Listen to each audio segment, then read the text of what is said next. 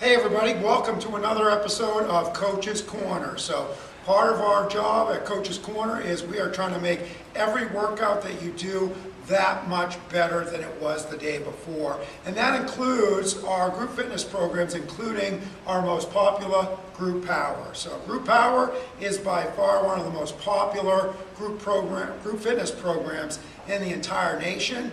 And just a few of the benefits that you'll get from doing Group Power on a regular basis are, of course, increased strength, increased endurance, increase in your metabolic rate. What does that mean? That means you're burning more calories all the time, including when you're sleeping. Some other additional benefits of Group Power are increased bone density. So as we age, we need that resistance applied to the joints in order to keep the bone strong. So if you're a cardio junkie out there, you've got to add some resistance training in order to offset losses in bone density. And of course, everyone's number one goal that you'll definitely get from Group Power is a lower body fat level. So the purpose of Group Power is to do lighter weight, higher volume training, which is an effective way of getting your strength training in. Now, what I do want to recommend is that you listen closely to your instructors. I know our instructors here at Global Fitness and probably every instructor across the country talks about weight factor. So as you listen to weight factor, make sure you're making those adjustments to the weight versus your normal weight for that track.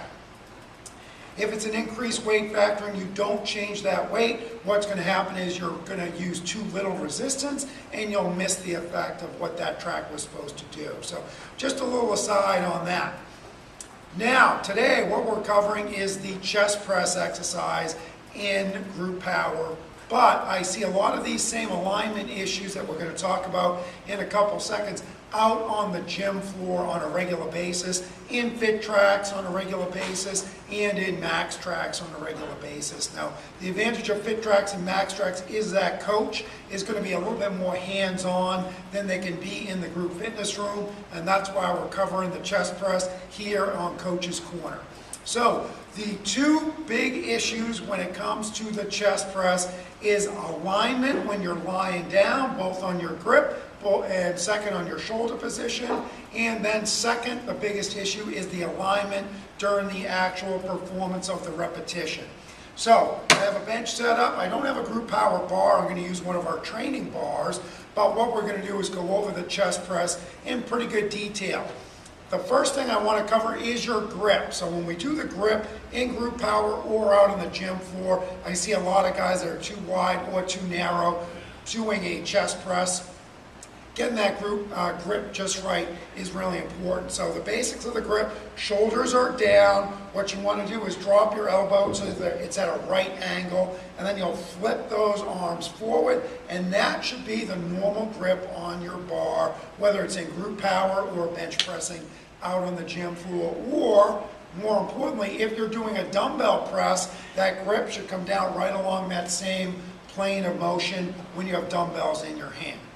So that's the grip. Next, what I want to cover, and I'll be laying down going through this, is what happens when we're laying down during our Group Power, because the bar is actually starting on the floor. So this will also help happen if you're doing dumbbell work out on the gym floor. So we're going to take that grip, just like we covered, boom, grab that, and then during the portion that we're going down onto the bench, what a lot of people do is they let that bar come forward and their shoulders tend to shrug up a little bit like this. So when you're doing Group Power or dumbbell workout on the gym floor, the first thing I want you to do is, once you're lying down on the bench, is to actually tuck your shoulders down towards your hips. And you'll notice as I did that, the bar moved a little bit lower on my body. So alignment while you're on the bench is really important.